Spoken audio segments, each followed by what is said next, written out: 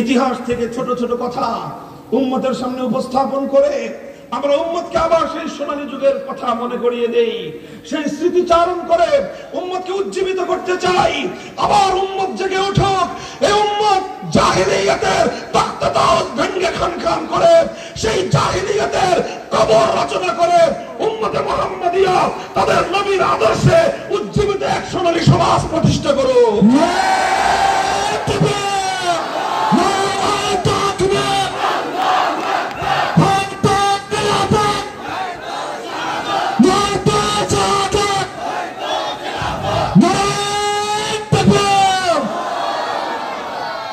একটা দৃষ্টান্ত শোনাই। যেদিন আল্লাহর নবী তার জীবনের এক ঐতিহাসিক বিজয় ফাতে মুবিন মক্কা বিজয় করলেন, মক্কা বিজয় করার দিন মক্কা একটা অপরাধ সংগঠিত হলো। সেই সময়ে মক্কা একটা অপরাধ সংগঠিত হলো, চুরির ঘটনা ঘটলো এবং চোর সাব্যস্ত হয়ে গেল, ধরা পড়লো।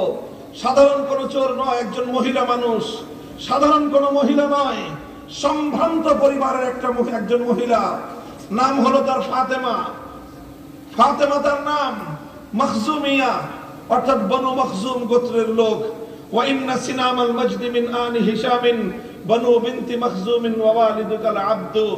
বনু মখজুম হলো আল্লাহর নবীর যে বাবা ছিলেন খাজা আব্দুল্লাহ, খাজা আবু তালেব, এই দুইজনের যে মামার বাড়ি, অর্থাৎ আমার নবীজির দাদির বাড়ি ছিল বনু মখজুম এই পরিবার। আমার নবীর যে দাদির গোষ্ঠী, মক্কার কুরাইশ বংশের মধ্যে সর্বোচ্চ সম্ভ্রান্ত সম্মানিত একটা পরিবার হলো বনু মখজুম পরিবার। যেই পরিবারের দিকে মানুষ চোখ তুলে তাকিয়ে কথা বলার সাহস পেত না, এত সম্ভ্রান্ত, এত মর্যাদাপূর্ণ একটা পরিবার। সেই পরিবারের একটা মেয়ে চুরি করে ধরা পড়েছে। ফাফাজিয়া কওমুহা ইলা উসামা ইবনে যায়েদ। এই ঘটনা ঘটার পর তার গোটা সম্প্রদায় তারা বিচলিত হয়ে পড়ল যে এখন তো মক্কায় আল্লাহর কোরআনের বিধান বাস্তবায়িত হবে। কোরআনের বিধান হলো আস-সারিকু ওয়াস-সারিকাতু ফাকতাউ আইদিয়াহুমা। চোর চুরি করে ধরা পড়লে নারী হোক বা পুরুষ হোক তার হাত কেটে দেওয়া হবে। এখন যদি সেই বিধান অনুযায়ী আমাদের এই ফাতেমা নামনি মেয়েটার হাত কেটে দেওয়া হয়, হাত কাটা যাবে একটা মেয়ের, নাক কাটা যাবে গোটা বংশের।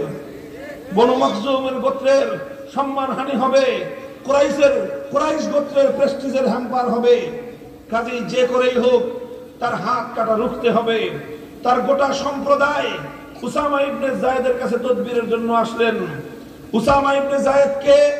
উসামা ইবনে যায়েদ হলেন সম্পর্কে আল্লাহর নবীর নাতি, নবীজির পালক পুত্র যায়েদ ইবনে হারেসার ছেলে, এবং তার উপাধি ছিল সাহাবায়ে কেরামের মধ্যে একমাত্র সাহাবী যার উপাধি ছিল হিব্বু রাসূলিল্লাহ সাল্লাল্লাহু আলাইহি ওয়াসাল্লাম। শব্দের অর্থ হলো নবীজির প্রিয় পাত্র। আল্লাহর নবী উসামাকে এত আদর করতেন, মানুষ উসামাকে নাম দিয়েছে নবীজির প্রিয় পাত্র। সেই উসামার কাছে তারা ছুটে আসলো, বলল যে তুমি এটা একটা ম্যানেজ করো, মেয়েটার জন্য কোনোভাবে হাতটা না কাটা যায়। উসামা ইবনে যায়েদ নবীজির কাছে গিয়ে সুপারিশ করলেন। তিনি ঘটনার গভীরতা উপলব্ধি করতে পারেন নাই। সুপারিশ করার সঙ্গে সঙ্গে আমার নবীর প্রতিক্রিয়া কি ছিল? বুখারী শরীফের হাদিসের কিতাব উল্টান, ফাতালাওয়ানা ওয়াজহু রাসূলিল্লাহ সাল্লাল্লাহু আলাইহি ওয়াসাল্লাম। আমার নবীর চেহারার রং পরিবর্তন হয়ে গেল। আল্লাহর নবী যখন রাগান্বিত হতেন, নবীজির চেহারা রক্তিম বর্ণ ধারণ করত। ফাকান্নামা ফুকিআ ফি ওয়াজনাতাইহি হাব্বুর রুম্মান। মনে হতো আল্লাহর নবীর চেহারার মধ্যে বেদানার রস ছিটিয়ে দেওয়া হয়েছে। আমার নবীর চেহারা লাল টকটকে হয়ে গেল। নবীজি রাগান্বিত হলে কপালের মধ্যখানে রক্তটা ফুলে উঠতো, কাঁপতে থাকতো। বুঝতে পারতেন সবাই যে নবীজি রাগান্বিত হয়েছেন।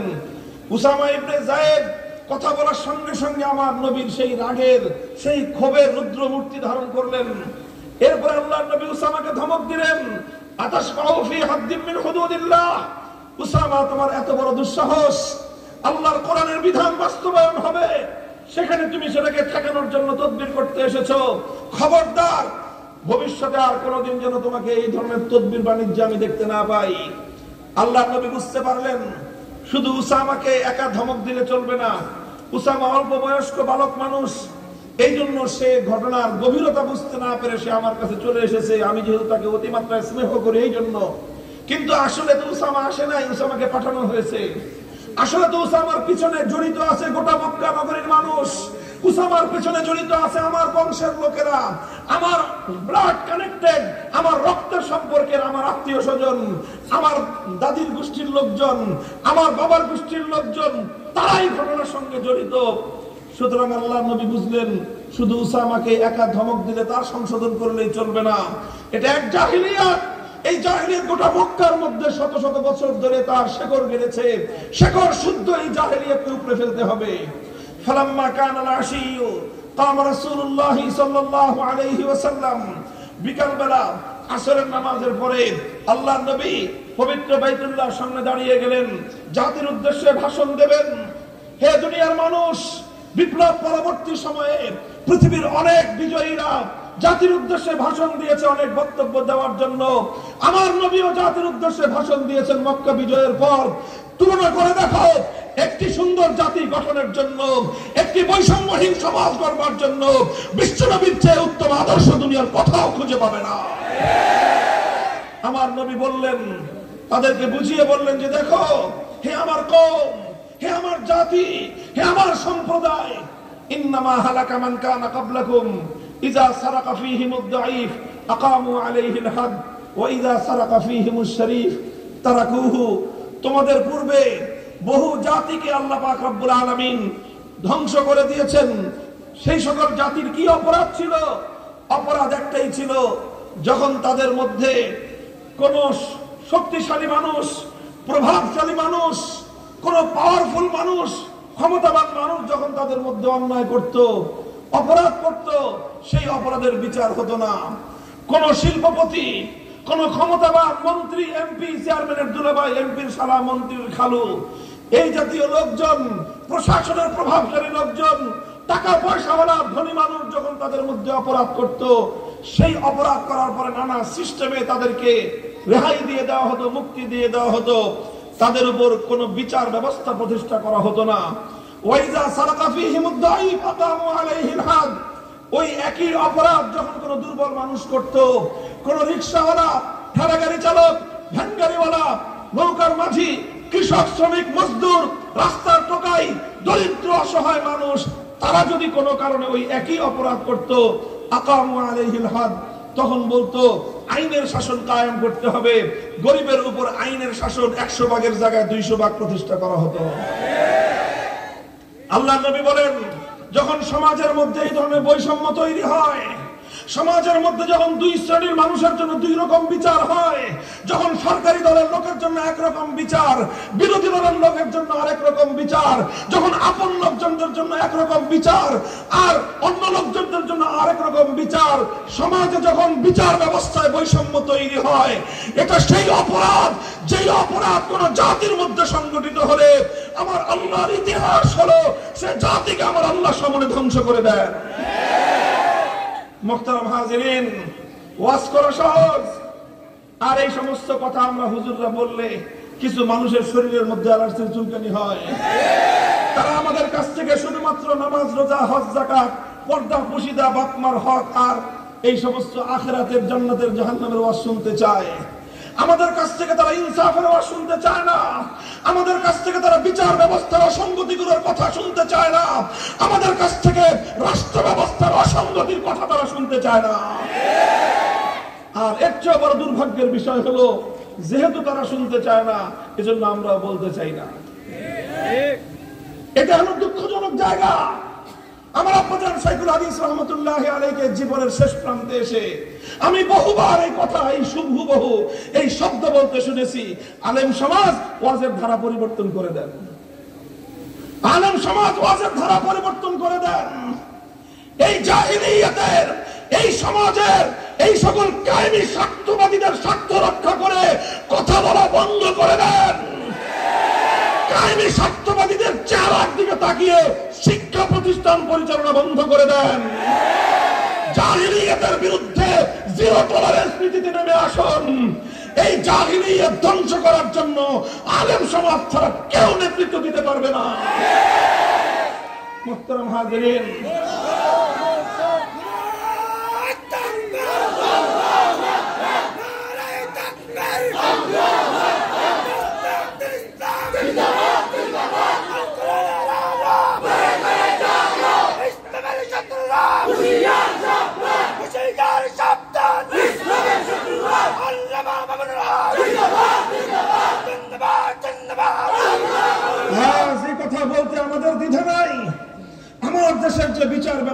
প্রচলিত আছে।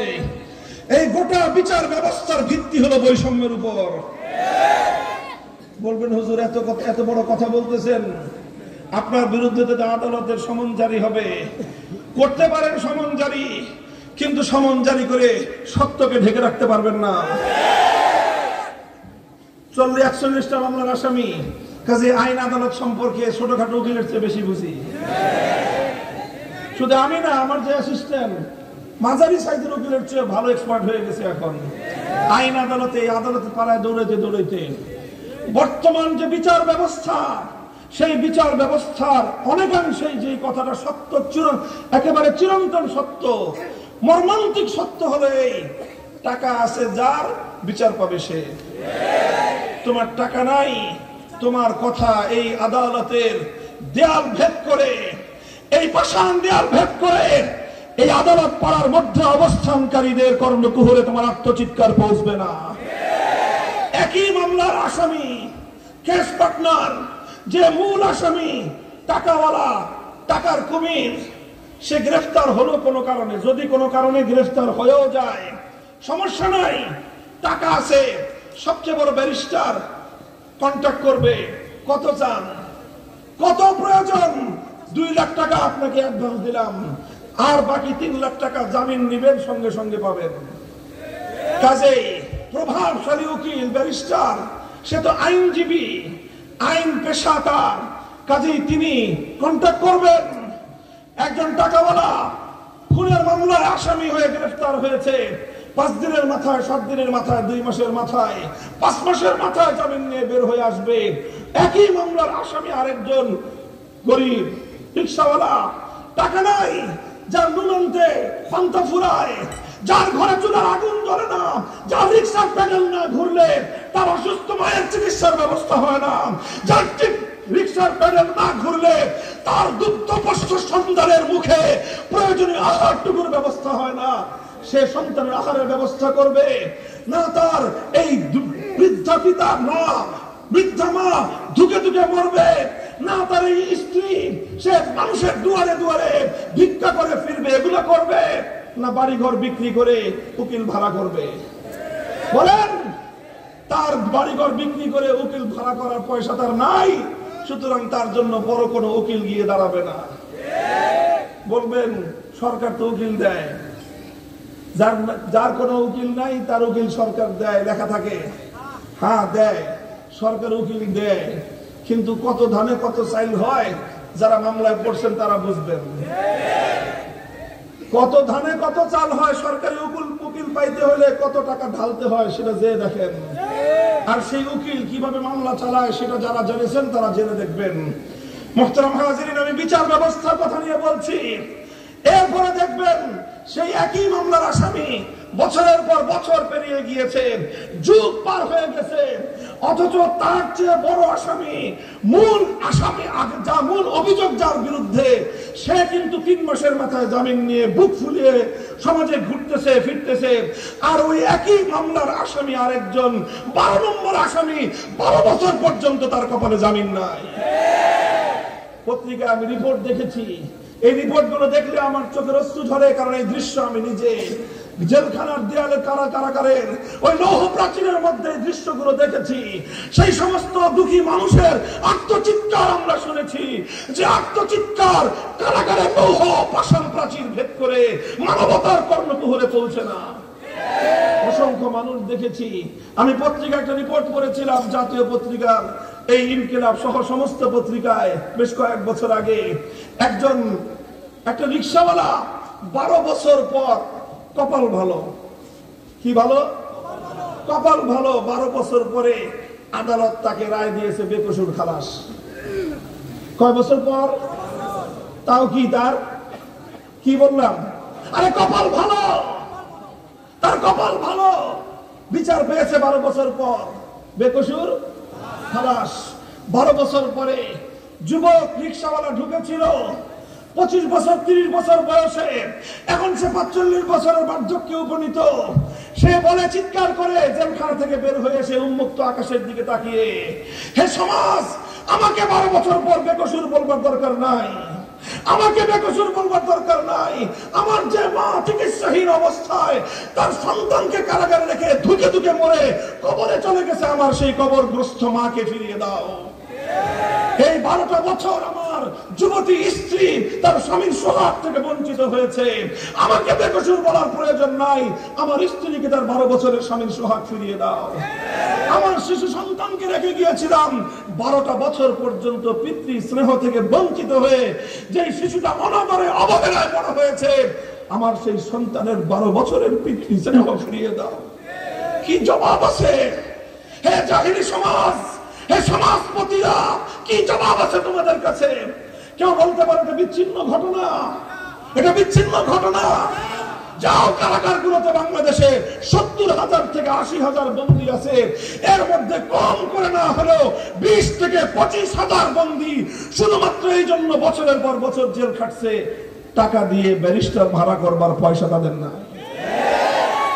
কারণ সিস্টেম এটা, এটাই সিস্টেম, এটাই পদ্ধতি।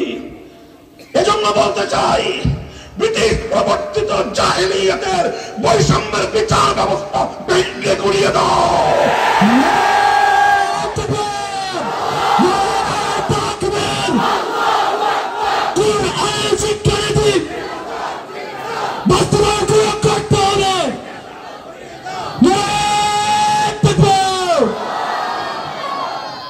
ইসলাম বিচার ব্যবস্থা দিয়েছে।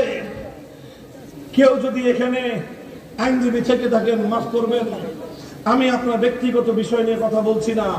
আজকের এই জাহেলি সমাজ ব্যবস্থায় অনেক আইনজীবীরা আছেন, মানবিক কাজ তারা করেন আলহামদুলিল্লাহ। কিছু অনেক মানুষ আছেন প্রত্যেকটা সেক্টরেই যারা মানুষের প্রতি দরদ নিয়ে কাজ করেন। সেই মানুষগুলো কাজ করে বলে এখন আসমান মাথার উপর উঠে আছে, সে মানুষগুলো কাজ করে বলে এখনো পৃথিবীতে বাতাস প্রবাহিত হয়।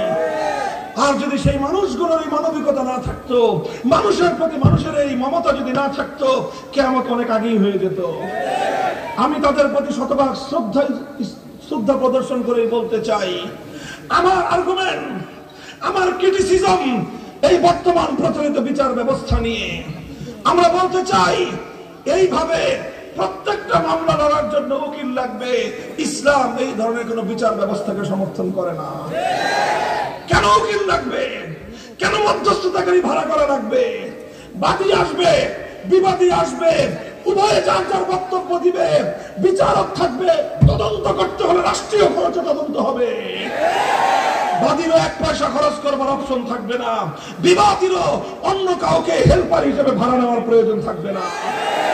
বেশির চেয়ে বেশি আদালত, বেশির চেয়ে বেশি বিচারক কোন একজন আলেমকে ডাকতে পারেন, মুফতিকে ডাকতে পারেন, যে এই মাসআলার মধ্যে কোরআন সুন্নাহর আলোকে কি কি মাসআলা আছে, কি কি এর ভিতরে সূক্ষ্ম পার্থক্য আছে আমাকে বুঝিয়ে দেন। এটা কোশ্চেন কেন কোনদিন বাদী অথবা বিবাদের দায়িত্ব হতে পারে না।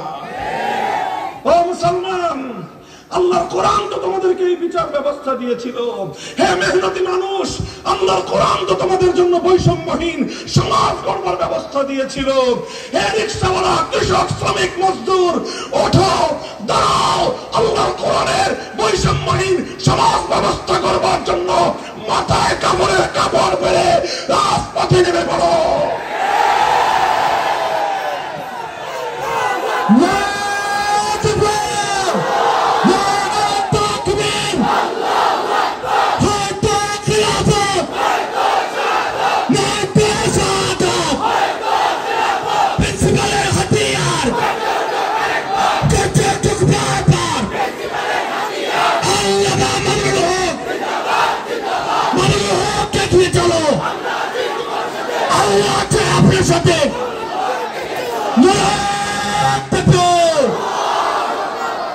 মুহতারাম হাজিরিন, ক্ষমা করবেন আমাকে, কথাগুলো বলতে গেলে কণ্ঠের আওয়াজ আমরা নিয়ন্ত্রণ করতে পারি না। এই আওয়াজ শুধু আমাদের কণ্ঠের নয়, এটা হৃদয়ের রক্তক্ষরণ। আপনারা দেখেন নাই, এই মানুষগুলোকে দেখলে মনে হয় কাকে ছেড়ে কার জন্য আমি কাজ করব। পাগল হয়ে যেতে হয়, এই কারাগারে গেলে পাগল হয়ে যেতে হয়। যে অসংখ্য মানুষ, অসহায় মানুষ, দরিদ্র মানুষ, তাদের পয়সা নাই, তাদের কপালে বিচারও নাই। মুহতারাম হাজরিন, বলছিলাম, আপনারা বলবেন যে হুজুর খালি এই বিচার ব্যবস্থা নিয়ে এত কথা বলে লাভটা কি? ওলামায়ে কেরাম বিচার এবং ইনসাফ, ন্যায় বিচার এবং বৈষম্যের বিচার, বিপদটা খুব সাধারণ মামুলি কোনো বিষয় নয়। এটা সাধারণ কোনো মামুলি বিষয় নয়। আল্লাহ কোরআন কেন নাজিল করেছেন? নবীদেরকে আল্লাহ কেন পাঠিয়েছেন? যুগে যুগে আসমানি শরীয়ত কেন দুনিয়াতে এসেছে?